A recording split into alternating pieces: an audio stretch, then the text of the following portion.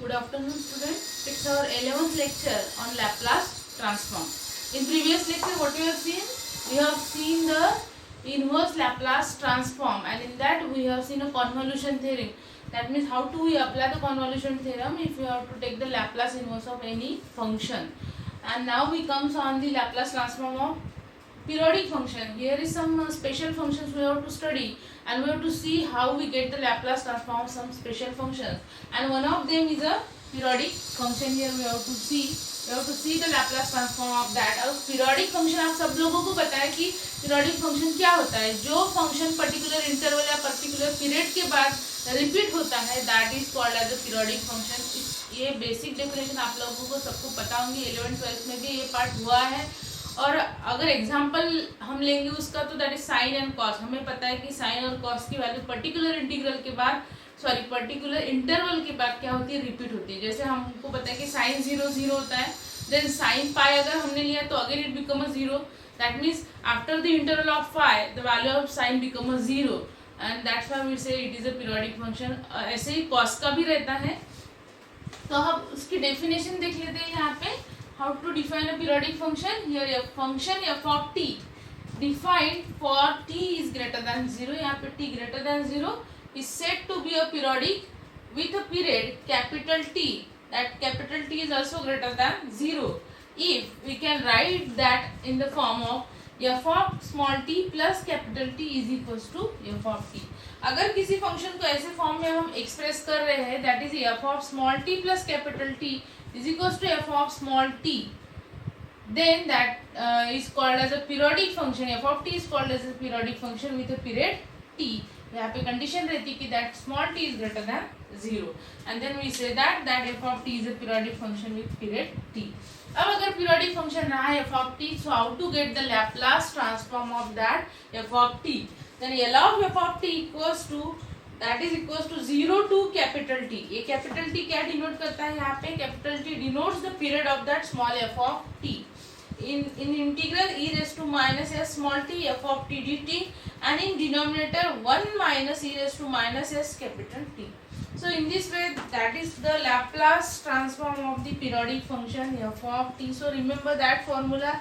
It is important for us to find the Laplace transform of any periodic function. Okay.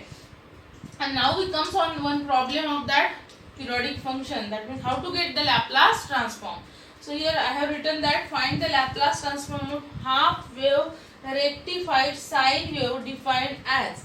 Here f of t जो function है, we have given that f of t and that is defined as sin omega t. ये sin omega t कब value है f of t की? When that t is lies in between 0 to pi. And that f of t equals to 0 when that t is lies in between pi by omega to 2 pi by omega. और यहाँ पे जो f of t हमारा define किया है वो periodic function में कैसे डिफाइन किया है? that f of t is equals to f of t plus 2 pi by omega. अगर ऐसे फॉर्म में हमारा t f of t express किया है, so obviously what is our period of f of t? Yes, that is 2 pi by omega is nothing but a period of f of t. मतलब 0 to 2 pi by omega. So that is our period 2 pi by omega, and now we have to find the Laplace transform of that f of t.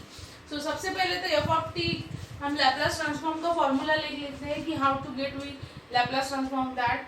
as periodic function है f of t. Here f of t हमें कैसे define किया है? as a periodic function f of t is equals to f of t plus 2 pi by omega as it is a periodic. अब हमें निकलना है इसका Laplace transform. हमें फॉर्मूला पता है कि इन जनरल अगर पीरियोडिक फंक्शन रहा so how we get the Laplace transform of f of t, that is equals to जो हमने यहाँ पे लिखा है that is equals to integral is from 0 to capital T e raised to minus st f of t dt, and in denominator there is a 1 minus e raised to minus s. But यहाँ पे denominator में ध्यान रखना है कि यहाँ पे capital T है और यहाँ पे इंटीग्रेशन में जो t रहता है that is a small t. तो don't make a confusion about that. अब आते हैं उसके वैल्यूज पे. So that is equals to, अब हमें पता है कि 0 टू t और यहाँ पे कैपिटल T की वैल्यू है हमारी 2 पाई बाय ओमेगा. बट यहाँ पे जो इंटरवल दिया है वो 2 सब इंटरवल में डिवाइड हुआ है, that is 0 to pi by omega and pi by omega to 2 pi by omega. मतलब हमारा जो इंटीग्रेशन है वो भी 2 सब इंटीग्रल में डिवाइड होगा. तो how we write that integral? That is equals to अब 0 to t, that means first is 0 to pi by omega, यहाँ पे लिखते हैं हम pi by omega, e raise to minus S T तो एज इट इज रहेगा, but 0 to pi by omega के लिए वैल्यू क्या है एफ ऑफ टी की, तो 0 टू पाई बाय ओमेगा के लिए एफ ऑफ टी की वैल्यू है sine omega T, so I have to write that value here, that is a sine of omega T D T. उसके बाद plus दो interval है, तो आगे का interval pi by omega to 2 pi by omega, so that is a pi by omega to 2 pi by omega, यहाँ पे e raise to minus S T तो एज इट इज रहेगा, बट एफ ऑफ टी की value हमारी 0 है और यहाँ पे ये आ गया हमारा डी टी। उसके बाद आ जाते हैं हम डिनोमिनेटर में। अब डिनोमिनेटर में क्या है 1 minus e raise to minus s, capital t क्या डिनोट करता है, कैपिटल टी डिनोट करता है the period of that function. अब यहाँ पे हमारा पीरियड है 2 पाई बाय ओमेगा, तो यहाँ पे वैल्यू हो जाएगी उसकी 2 pi by omega, that is e raise to minus S t capital t, that is 2 pi by omega. Okay, and now यहाँ पे क्या कर देते हैं हम इसको, ये तो कांस्टेंट टर्म हो गई, हमें तो इंटीग्रेशन सॉल्व करना है, तो एक साइड हम इसको ले लेते हैं, that is 1 upon 1 minus e raise to minus 2 pi S by omega.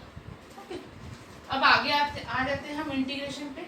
अब इंटीग्रेशन पे जब आ जाएंगे हम, तो यहाँ पे क्या होगा, यहाँ पे ये इंटीग्रेशन हमें सॉल्व करना पड़ेगा, क्योंकि यहाँ पे इंटीग्रेंड में 0 है, 0 इंटू समथिंग बिकम 0, सो इसका इंटीग्रेशन तो ऑब्वियसली 0 आ गया, दैट मीन्स हमें सिंपली इसको सॉल्व करना है, ये सेकंड इंटीग्रल हमारा 0, इसकी वैल्यू हमारी क्या है 0, as integrand is equals to 0, so obviously that value of integration is 0।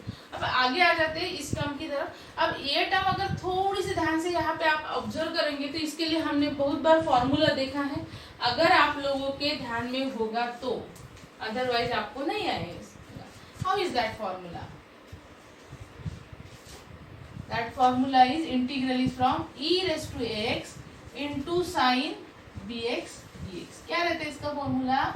That is equals to e raised to x upon a square plus b square in bracket, यहाँ पे in bracket multiplication में रहता है a sin bx minus b cos bx, a sin bx minus b cos bx। अब ये जो formula है, so you have to use that formula here. अगर इसके साथ कंपैरिजन करेंगे e raise to x sin bx के साथ, इसकी तो यहाँ पे a की जगह माइनस एस है और b की जगह क्या है यस ओमेगा है, so we apply that formula, तो यहाँ पे क्या हो जाएगा आपका e raise to minus S t, और डिनोमिनेटर में क्या आ जाएगा a square plus b square, a means minus s square, so that is a minus s whole square plus b square is nothing but a omega square in bracket। यहाँ पे क्या हो जाएगा a sin bx, a is nothing but a minus s sin bx, that is a sin omega t minus b, b is nothing but a omega, here is a cos omega t। okay, then it comes on the next, यहाँ पे ये होगा upper limit minus, अब lower limit करेंगे, lower limit करेंगे तो यहाँ पे क्या हो जाएगा लोअर लिमिट, सॉरी ये तो हमारा एक्सपेंशन हो गया, ये हो गया उस इंटीग्रेशन का एक्सपेंशन। अब इसको हम लिमिट अप्लाई करेंगे, limits are from that 0 to pi by omega. हमने रिजल्ट किसका लिया है, इस इंटीग्रेशन का लिया है, इसके लिमिट से from 0 to pi by omega, और ये फॉर्मूला हमने यहाँ पे अप्लाई कर दिया इस इंटीग्रेशन का, तो e raise to minus S t as it is रहेगा, डिनोमिनेटर में रहता है a square plus b square, a की जगह है माइनस एस, तो माइनस एस का स्क्वायर, और b की जगह है ओमेगा, यहाँ पे b की जगह क्या है omega, so that is omega square. इसके बाद रहता है a sine b x, a की जगह minus s sine b x, that is sine omega t, minus b, b की वैल्यू यहाँ पे ओमेगा है, सो यहाँ पे cos omega t, limits from 0 to pi by omega.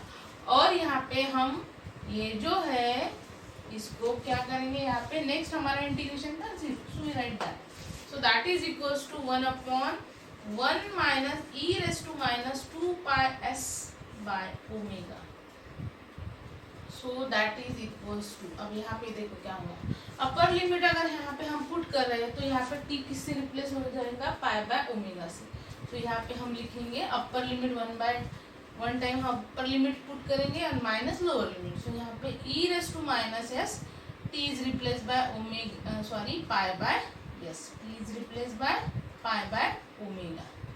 So here is a, yes, as it is, t is replaced by pi by omega. Denominator में यहाँ पे minus s square है, सो that is s square plus omega square, और यहाँ पे क्या आ जाएगा, अब जब आप t को रिप्लेस करेंगे तो t रिप्लेस हो जाएगा पाई बाय ओमेगा से. अब जब t पाई बाय ओमेगा से रिप्लेस होगा तो यहाँ पे भी ओमेगा है, so omega omega get cancel and remaining sine pi. So यहाँ पे ये तो माइनस s हो गया, ये साइन पाई हो गया हमारा, माइनस अब ओमेगा कांस्टेंट है, ये एज इट इज रहेगा. यहाँ पे आप डालेंगे तो cos omega, t is replace by pi by omega, again omega omega get cancel and remain cos pi. So यहाँ पे हो जाएगा हमारा cos pi. Okay, so that is all about the upper limit. अब आ जाते हैं लोअर लिमिट पे.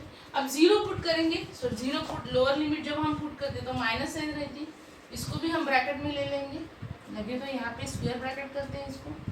ये अब पहला अपर लिमिट हमने जो पुट किया है that is our square bracket. उसके बाद माइनस लोअर लिमिट की सेकंड ब्रैकेट. अब जीरो अगर पुट करेंगे एस टी की जगह तो ये ई रेस टू जीरो हो जाएगा. E raise to zero is nothing but 1, तो यहाँ पे आ जाएगा 1 अपॉन अगेन है S square plus omega square. यहाँ पे ब्रैकेट में आ जाता है. अब हमें पता है कि टी अगर हमने जीरो पुट किया तो हो जाएगा साइन जीरो, और साइन जीरो की वैल्यू सबको पता है, यस, क्या रहती है, जीरो रहती है. तो यहाँ पे मैं जीरो लिख लेती हूँ. देन माइनस ऑफ ओमेगा, अब यहाँ पे जीरो डालेंगे हम तो कॉस जीरो हो जाएगा, और कॉस जीरो सबको पता है क्या रहता है, यस, इट इज 1. सो यहाँ पे ब्रैकेट कंप्लीट कर देते हैं, हमारी स्क्वायर ब्रैकेट कंप्लीट हो गई और फाइनल हमारी कर्ली ब्रेस भी कंप्लीट हो गई. So that is equals to 1 upon 1 minus e raise to minus 2 pi S by omega. अब उसके बाद आ जाते हैं हम आगे की टर्म तक. अब यहाँ पे थोड़ा ध्यान देंगे आप लोग, तो sine pi is nothing but 0. अब 0 होती है साइन पाई की value, so minus S into zero it become 0. दे अब कॉस पाई की वैल्यू क्या रहती है, yes, cos pi is nothing but, cos pi सबको पता है कि कॉस पाई की वैल्यू रहती है -1. Cos pi is -1. Cos pi -1 मतलब यहाँ पे अगर -1 आएगा तो माइनस माइनस बिकम प्लस हो जाएगा.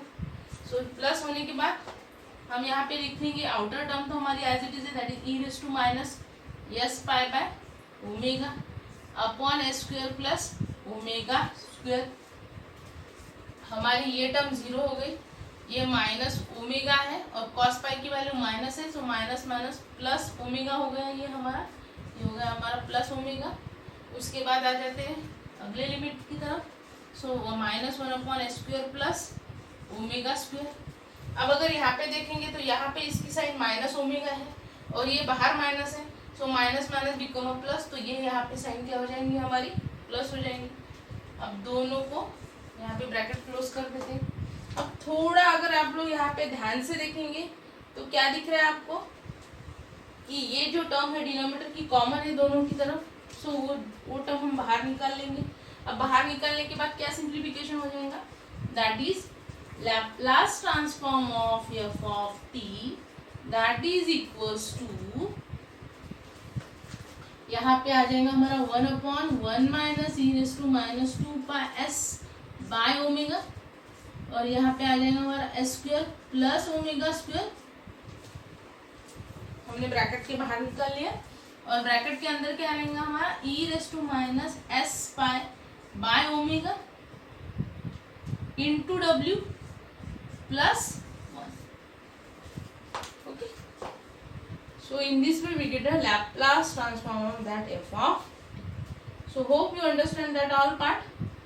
And now we see one more problem on that. इसको ब्रैकेट कर लेना आप लोग अच्छे से, so you can remember the answer of that all.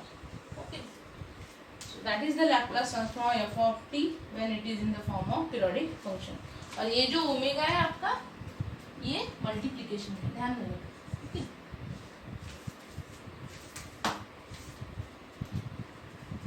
So student, there is some small correction is here.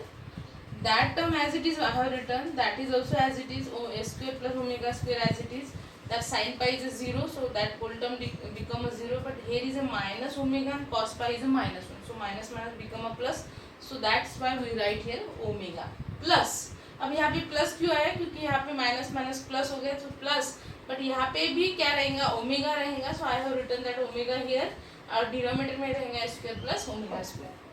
In last step I have told that there is a 1 simply, so there is no 1, there is a omega, so minus minus become plus and that omega upon square plus omega square. अब थोड़ा अगर ध्यान से देखेंगे तो omega omega दोनों term में है, और डिनोमिनेटर में भी स्क्वायर प्लस ओमेगा स्क्वायर भी दोनों टर्म में है. तो हम क्या करेंगे, ये टर्म कॉमन ले लेते हैं. तो कॉमन लेने के बाद यहाँ पे आ जाएगा ओमेगा, डिनोमिनेटर में स्क्वायर प्लस ओमेगा स्क्वायर, और ये टर्म यहाँ पे एज इट इज. उसके बाद यहाँ पे क्या रहेगा, यहाँ पे रहेगा e raise to minus S by omega, और यहाँ पे रहेगा सिंपली 1. सो इस फॉर्म में हमारी टर्म आ जाती है. अब थोड़ा इस साइड जाते हैं हम. We have written that term as it is here, omega upon square plus omega square, that denominator 1 minus e raise to minus 2 pi S by omega, और न्यूमरेटर में हमने लिखा है 1 plus e raise to minus S pi by omega. अब अगर थोड़ा इस term को ध्यान से देखेंगे आप, आई जस्ट सिंप्लीफाइड दैट, और ये टर्म यहाँ पे मैंने लिख ली, यहाँ पे डिनोमिनेटर में. अब अगर दोनों टर्म को थोड़ा सा ऑब्जर्वेशन करेंगे, तो अगर डिनोमिनेटर की हमने टर्म देखी तो हमें कौन सी फॉर्म में दिख रही है, it is in the form of a square minus b square. मतलब 1 को हम कंसिडर करेंगे 1 square, that is a square, और यहाँ पे बी स्क्वायर क्या हो जाएगा कि ये जो टर्म है e raise to minus 2 pi S by omega. So how you write that e raised to the power minus 2 pi s by omega, that is e raised to minus pi s by omega और उसका square, that means finally we get the same term. अब ये whole square की term है, मतलब B square की जगह ये है, तो यहाँ पे ये हम लिख सकते हैं इसको ऐसा, that is a 1 square minus ये हो जाएगा हमारा e raised to minus pi s by omega and its square. अब ऐसे फॉर्म में अगर हमारी टर्म है तो हम उसको कैसे लिखेंगे, that is 1 minus e raise to minus pi S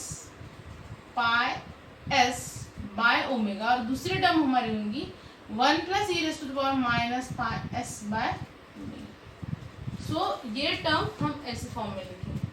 अब यहाँ पे इसीलिए हमने इस टर्म को ऐसे फॉर्म में लिख लिया.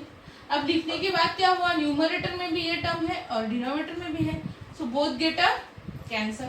अब रहेंगी सिंपली ये term, and remaining part that is omega upon square plus omega square into 1 minus e raise to minus S pi by. So in this way we get the Laplace transform of that f of t. Hope you understand that. Again it is important problem and we continue one more problem. Now students, we come on a second problem. Here we have to find the Laplace transform f of t. F of t is defined as k into small t by capital T. Interval is from 0 to capital T. And how we have given the f of t? F of t is equals to f of t plus capital T. So obviously यहाँ पे capital T ही उस function का f of t का क्या है, period है. So we have defined that in this form, and now we take the Laplace transform of that f of t. हमें पता है कि अगर f of t periodic function रहता है तो उसका फॉर्मूला इस फॉर्म में रहता है, that is integral from 0 to capital t. ये जनरल फॉर्म में है, बट यहाँ पे पीरियड भी हमारा कैपिटल टी है, e raise to minus S t f of t D t upon in denominator 1 minus e raise to minus S t. अब 1 bye 1 हम सबकी वैल्यू यहाँ पे पुट करेंगे. Laplace transform of f of t that is equals to 0 to, अब ये T change करने की जरूरत नहीं है क्योंकि यहाँ पे भी पीरियड हमारा कैपिटल टी है, e raise to minus S t as it is रहेगा. बट हमें पता है कि in between 0 to capital t f of T की वैल्यू है हमारी k t by capital t D t. और डिनोमिनेटर में क्या आएगा हमारे, यस यहाँ पे लिख लेती हूँ लगे तो मैं denominator, that is a 1 upon 1 minus e raise to minus s. Okay, अब आगे की स्टेप की तरफ आ जाते हैं हम. 1 upon 1 minus e raise to minus S T तो हमने एज इट इज लिख लिया. अब यहाँ पे अगर ऑब्जर्व करेंगे तो के और कैपिटल टी भी कांस्टेंट है because we are integrating with respect to small t. तो यहाँ पे लिख लेती हूँ मैं capital k capital t. Integration is from 0 to capital t e raise to minus S t into t D t. अब जब इंटीग्रेशन करेंगे तो इंटीग्रेशन बाय पार्ट्स हमें लगाना पड़ेगा because there is a product of two function, one is algebraic and one is a exponential. अब late rule अगर यहाँ पे देखेंगे या फिर हम यहाँ पे इंटीग्रेशन में पार्ट्स करेंगे तो ये हमारा फर्स्ट फंक्शन हो गया, ये हमारा सेकंड हो गया. सो क्या रहता है, ये तो टर्म हमारी एज इट इज रहेंगी k upon capital t into 1 minus e raise to minus S t और यहाँ पे इंटीग्रेशन का पार्ट्स अगर हम करेंगे तो क्या होगा, first function as it is, t हमारा एज इट इज रहेगा। यहाँ जनरलाइज इंटीग्रेशन में पार्ट्स भी लगा सकते हैं because one is algebraic function. So T as it is रहेगा, integration of e raised to minus st upon coefficient of t that is a minus s, then sign is a minus of derivative of first function, यहाँ पे t है तो t का derivative with respect to t 1 हो जाएगा, और integration of next मतलब इस टर्म का आगे का इंटीग्रेशन, अब इस टर्म का आगे का integration that is e raised to minus st upon minus s and that minus s, so it become a s. Okay, so hope you understand that. उसके बाद हम लिमिट यहाँ पे पुट कर देंगे फ्रॉम 0 टू कैपिटल। अब आगे हम लिमिट पुट करेंगे, so k upon capital T 1 minus e raised to minus st as it is यहाँ पे। उसके बाद जब अपर लिमिट पुट करेंगे तो कैपिटल T है, मतलब जहाँ पे भी स्मॉल t है वो रिप्लेस हो जाएगा हमारा कैपिटल T से, तो यहाँ पे capital T e raised to minus s capital T upon minus s, उसके बाद यहाँ पे minus e raised to minus s capital T upon s square. तो ये हो गया हमारा when we put the upper limit, so that is the part when we put the upper limit minus. अब जब लोअर लिमिट की तरफ आते हैं तो यहाँ पे 0 पुट करेंगे, e raised to 0 is a 1, सो 1 यहाँ पे रहेगा हमारा, यहाँ पे भी 0 हो जाएगा क्योंकि हम जब लिमिट पुट करेंगे तो t में लिमिट आएंगे, सो होल टर्म ये 0 हो जाएंगे क्योंकि 0 into something become a 0 minus. अब जब यहाँ पे आ जाएंगे तो यहाँ पे e raised to st है माइनस st, सो t की term 0, so n e raised to 0 is a 1, सो यहाँ पे आ जाएगा -1 upon s, so bracket complete. अब यहाँ पे माइनस माइनस क्या हो जाएगा हमारा, प्लस हो जाएगा, सो यहाँ पे k by capital T here is a 1 minus e raised to minus s capital T, और यहाँ पे हो जाएगा हमारा t into e raised to minus s capital T upon minus s, यहाँ पे minus e raised to minus s capital T upon s square, और यहाँ पे minus minus become a plus 1 upon s square. So in this way get the answer of that Laplace f of t. Hope you understand that. That is again one of the important problem. So in this way we get Laplace transform of that periodic function. यहाँ पे मैंने दो problem दिए हैं, f of t equals to t by a for the interval 0 to a and that is equals to 1 by 2a minus t for the interval a to 2a. यहाँ पे period है हमारा 2a और इसका Laplace transform हमें निकालना है। मैंने आंसर भी यहाँ पे आपको दे दिया है। Then find the Laplace transform of f of t। यहाँ पे f of t है हमारा a sin pt for the interval 0 to pi by p और 0 है for pi by p to 2 pi by p के लिए, और यहाँ पे पीरियड है हमारा 2 pi by p और इसका आंसर भी यहाँ पे मैंने क्या कर दिया है, प्रोवाइड कर दिया। ओके, सो ये तो हो गया सब पार्ट ऑफ पीरियोडिक फंक्शन का। आगे भी है अगला फंक्शन जो है that is unit step function. So we will see the definition of that unit step function and how to get the Laplace transform. Now students will come on the next special function that is a unit step function. So how we define the unit step function? Unit step function कौन से form में रहता है? It is in the form of curve that I have drawn here. If you observe that, that is our origin and that is a t axis, that is a u of t axis और it is in the form of x and y। अगर x y axis के form में इसको consider करेंगे तो t यहाँ पे x axis है और y यहाँ पे u of t है और ये ओरिजिन है और ये left side of the origin है और ये है हमारी right side of the origin. अब u of t या यूनिट स्टेप फंक्शन कैसे डिफाइन किया जाता है? Unit step function is a curve which has a value 0 at all the points to the left of the origin. मतलब unit step function u of t को क्या रहता है, to the left of the origin. मतलब इस side पे अगर हम u of t की वैल्यू कंसिडर करेंगे तो सब पॉइंट्स पे u of t की वैल्यू क्या रहेंगी, 0 रहेंगी। And to the right of the origin, मतलब ये ओरिजिन है, ओरिजिन के राइट साइड पे u of t की वैल्यू क्या रहेंगी, हर एक पॉइंट के लिए 1 रहेंगी। That means and is unity at all the points on the right of the origin. So ऐसे फॉर्म में यूनिट स्टेप फंक्शन डिफाइन किया जाता है और इसको डिनोट किया जाता है h of t और u of t के फॉर्म में। अगर पेपर में h of t भी आया तो don't worry, it is a unit step function. u of t is obviously it is a unit step function। इसको हेवी साइड फंक्शन भी कहा जाता है, that is another name. So how to define that u of t? So u of t is equal to 0. 0 कब रहेगा? When it is to the left of the origin, मतलब जब हर एक value जो 0 से लेस रहेंगी उस पॉइंट के लिए u ऑफ t 0 रहेगा. And u of t is equal to 0, that means when t is less than 0. अब 1 कब रहेगा? जब ये t जो है हमारा वो ग्रेटर देन 0 रहेगा, मतलब इस साइड पे हमें पता है कि t की वैल्यू ग्रेटर देन 0 है और इस साइड पे t की वैल्यू लेस देन 0 है. So u of t equals to 0 for t is less than 0 and that is equals to 1 when t is greater than 0. So इसको बोलते हैं u of t, that is unit step function. इस form में define होता है. उसके बाद उसका हम लैप्लास ट्रांसफॉर्म भी देखेंगे, but before that we see one more definition, that is a displaced unit step function. अब अगर पर्टिकुलर पॉइंट पे वो फंक्शन डिस्प्लेस हो जाता है, then that is called as displaced unit step function. अब उसे डिफाइन कैसे करते हैं? It represent the curve u of t which is displaced to the right through a distance a. अगर वो डिस्प्लेस हो रहा है थ्रू अ डिस्टेंस a से थोड़ा डिस्प्लेस हो रहा है आगे along the direction of t axis, then it is denoted by u of t minus a. मतलब अगर यहाँ पे हमने पॉइंट कंसिडर किया a in between 0 to t, that is our t axis, और यहाँ पे a है. सो यहाँ पे जो डिस्प्लेस हो रहा है हमारा फंक्शन, डायरेक्शन थोड़ी चेंज हो रही है, that is u of t minus. यहाँ पे वो फंक्शन क्या होगा हमारा? u of t minus, that is displace unit step function. अब इसको कैसे डिफाइन करते हैं? तो u ऑफ t माइनस से 0 रहता है. कब 0 रहता है? When it is lies in between 0 to a, मतलब a से अगर उसकी वैल्यू लेस होंगी, the value of t is less then a अगर रही तो इसकी वैल्यू 0 रहती है. अगर value of t is greater than और इक्वल्स टू a रही तो इसकी वैल्यू क्या रहती है?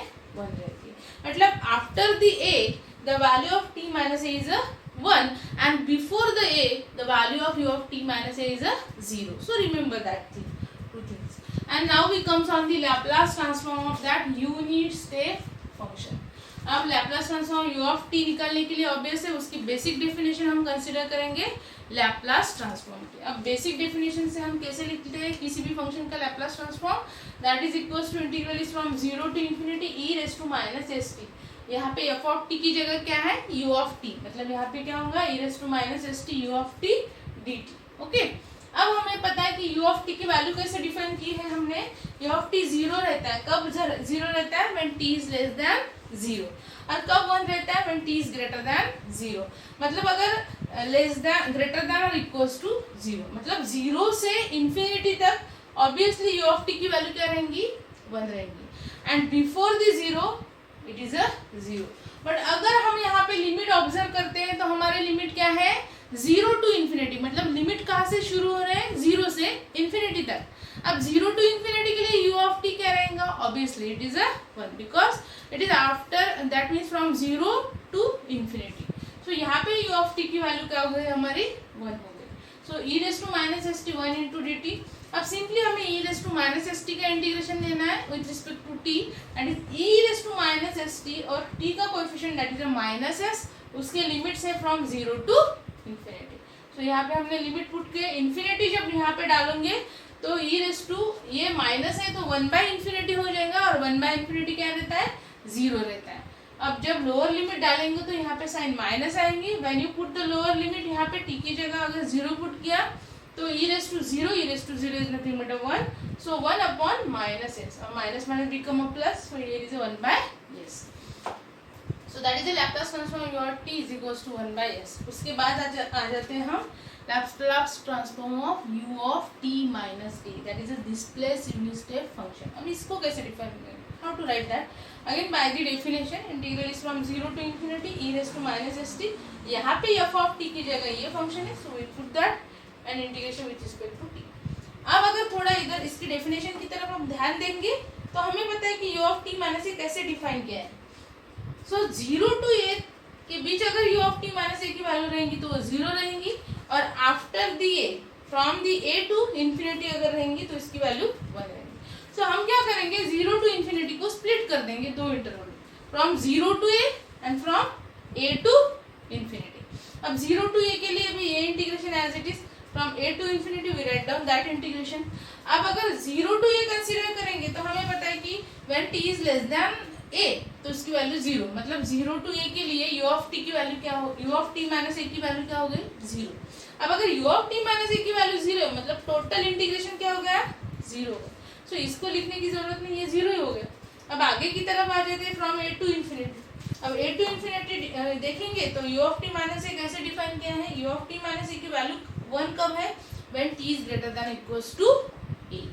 जब t ग्रेटर देन और इक्वल्स टू a रहेगा तो u of t minus a की वैल्यू रहेंगी 1। सो यहाँ पे इसकी वैल्यू रहेंगी 1 because limits from a to infinity, मतलब a और a के आफ्टरवर्ड। सो फ्रॉम a टू इन्फिनिटी, सो obviously u of t minus a is a 1। सो यहाँ पे मैंने 1 पुट कर दिया। e raised to minus st का integration e raised to minus st by minus s limit from a to infinity.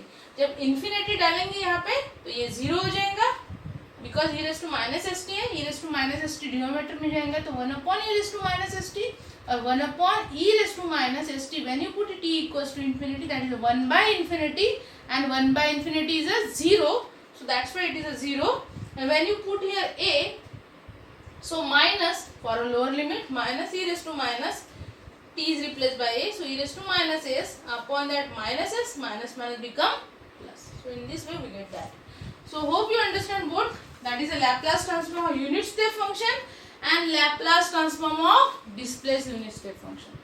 so that is all about unit step function, and now in the next lecture we will see the problems on that। so we will stop here।